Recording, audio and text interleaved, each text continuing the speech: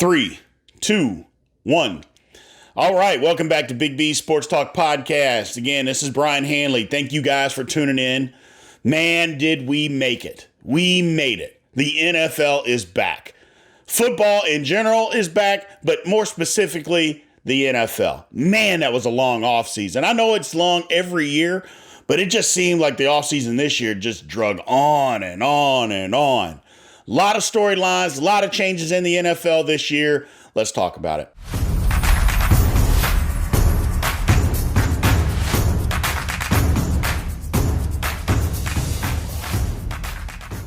So one of the storylines that to me is absolutely insane is Tyreek Hill leaves Kansas City and all of a sudden the Chiefs are just going to fall apart. Patrick Mahomes isn't any good anymore. He's not going to be any good. You know, the Chiefs aren't going to be able to move the football. And I'm like, people, what are you talking about?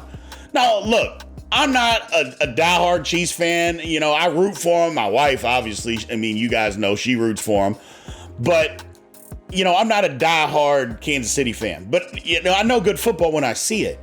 They're not going to fall apart, people. Patrick Mahomes is going to be just fine.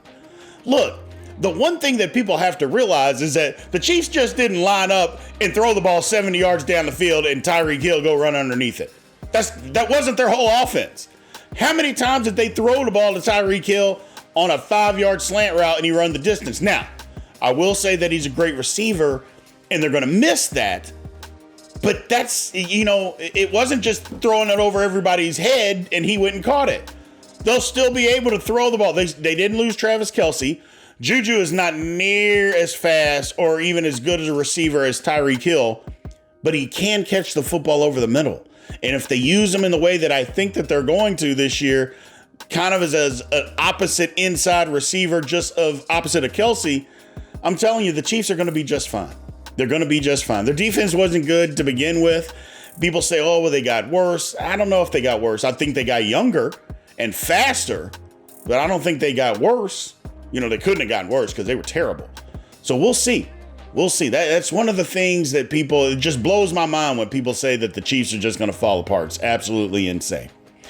Now, another storyline that we got to talk about is the Packers. Who's going to play receiver for them? I mean, Aaron Rodgers is great until we get to the playoffs. So they lost Devontae Adams.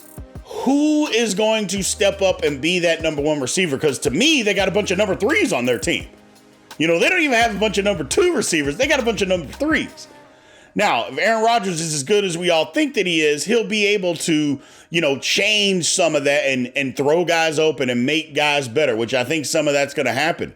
But who is going to step up in Green Bay and play receiver?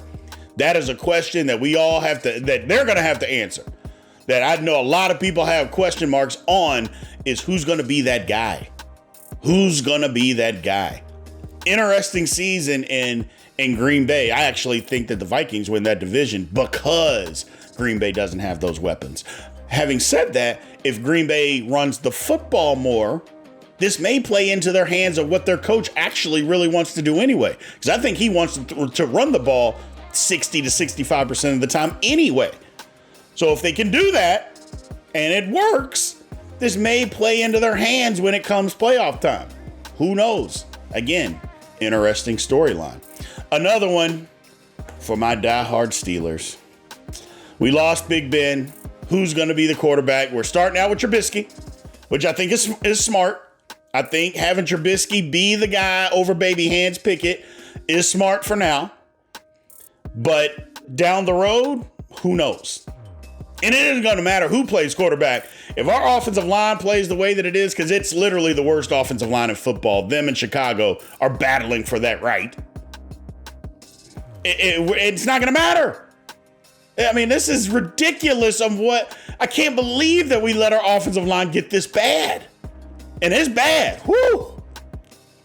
But that's a big storyline in Pittsburgh, the quarterback situation, because we have a defense. Our defense got healthy again. Our defense is going to be just fine. Our defense is going to be really good again. Last year, at the end of the year, especially at the end of the year, we couldn't stop anybody from running the ball. They were horrible. We had some injuries. They'll be back. Defense is going to be fine. We've got weapons. We've got receivers. We've got a running back. I think the quarterback is serviceable. We just don't have an offensive line. It's going to be interesting to see how Mike Tomlin, can manage this in Pittsburgh, and see how good they can be. Are they going to make the playoffs again by the skin of their teeth? Are they going to have a decent season, or are they going to fall on their face? And will this be Mike Tomlin's first year where he has a losing record? Interesting. Very interesting. You go out west, San Francisco is breaking in a new quarterback, which they don't trust. They literally don't trust Trey Lance to be their quarterback. And I don't care what anybody says. You have Garoppolo. You're trying to get rid of Garoppolo, and you keep Garoppolo around to be the backup when he's been your starter for what? I mean, what reason do you have to keep him as your backup unless you don't trust the starter? Because San Francisco, they're built to win right now. I mean, their roster is built to win right this second. And I think after about 5 weeks, if Trey Lance has shown that he can't be that guy, they will just plug and play with Garoppolo and see where the chips fall. That's just my opinion. I think that's a lot of people's opinion. I just don't think they trust Trey Lance right now. And he may not even be ready to be the quarterback right now. And if he's not, good move by San Francisco. That's all I can say. Jimmy G was out there for people to take. He delayed the surgery on his shoulder. Nobody wanted him. I think San Francisco, I don't think they were going to get rid of him. I think they were keeping him all along, man. And I think they just pulled a rug over everybody's eye. Good move on their part. Another interesting storyline, and I know we've talked about it, Kyler Murray and this, contract that he signed, this pay to study contract that they backed off of. I'm like, come on, man. I mean, how could you even allow yourself to sign a contract like that, number one? And if you didn't know it was in there, then your representatives, you got to fire them immediately if you didn't agree with it. But clearly he agreed. And clearly he knew he had to do better. But that organization, to even have to put something in there like that is ridiculous, to say the least, man. I mean, what are they doing? And then to leak it. I mean, how did it even get out?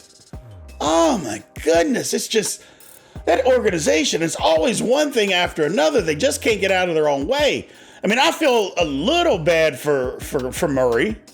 I mean, being put in that situation. I'm not saying the guy doesn't study, but you did sign a contract saying that you didn't study. I mean, why would you do that?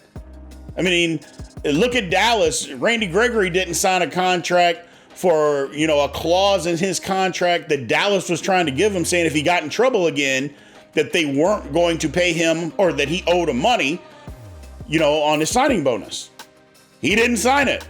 He signed literally the exact same contract with Denver, only removing that wording.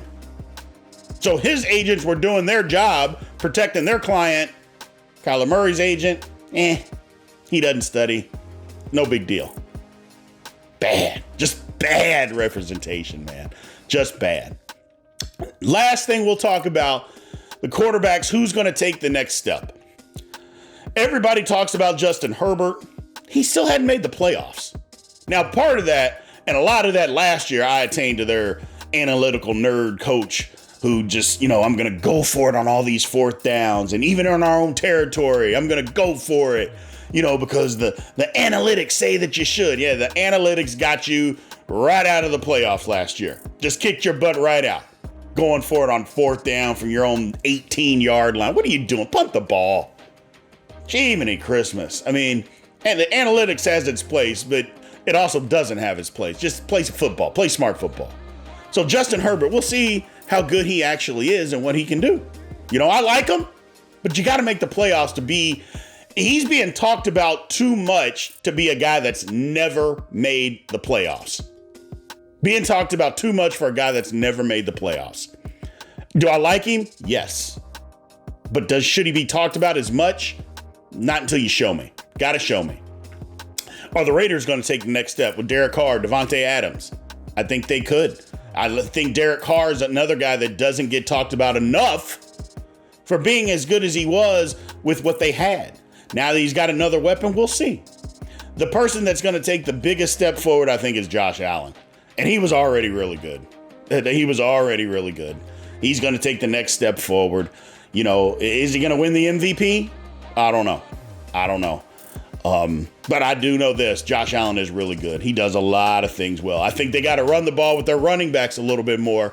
I think he takes a little bit more risk. I know people are going to say, well, what about Lamar Jackson? Different type of runner. Lamar Jackson tries to get down, runs away from people. Josh Allen doesn't run away from people. He tries to run you over, a la Cam Newton. And we saw what ended up happening with Cam Newton. Got to be smarter. Now, he's a better thrower of the football, so I'm not trying to compare the two. I'm just talking about the running styles. That's it. But I think Josh Allen is the real deal. Just the real deal. And lastly, Lamar Jackson. Didn't sign a contract. Betting on himself. We all can commend him for that. But you got to, at some point, you got to set your ego aside and just take the money that they're being offered. Nobody knows what it is. This is one of those times where both sides did a great job of not leaking what it was. But if they offered him $200 million or even $190 million and he didn't take it, I don't know what he's doing. And it's not saying that you shouldn't bet on yourself. I'm not saying that you shouldn't. If that's what you feel like you should do, great. It's just not the most financially sound thing to do. Football is a game of injuries. And yes, Dak Prescott literally broke his leg in half and still got paid. Different type of quarterback, different set of circumstances, which was pointed out to me because that was my argument. Hey, look at Dak. You know, he broke his leg and they still paid him. But Dak doesn't rely on his legs to make money. Lamar Jackson does. And, you know, and in football, if you lose your legs, it's hard to play football, especially as a runner. So we'll see what happens. Hopefully it works out for him. I want it to work out for him. I mean, heck, you see it. I got Lamar Jackson literally right there. But so I hope it works out, man. But more importantly, I'm just glad that NFL football is back. Everybody's excited about football. I'm excited about football. And this is just a great time of year, man. As always, thank you for the support on YouTube. Check us out. Again, it's Big B Sports Talk Podcast. Remember to like, subscribe, follow, leave comments, share it with people. I appreciate all the support up to this point. Everywhere that you get a podcast, we are out there. We're out there. Come check us out. Again, Big B Sports Talk Podcast. Leave a like, follow it. Send me a comment, anything. We'll just keep pumping these things out for you guys, man. I appreciate it. And thank you for the support.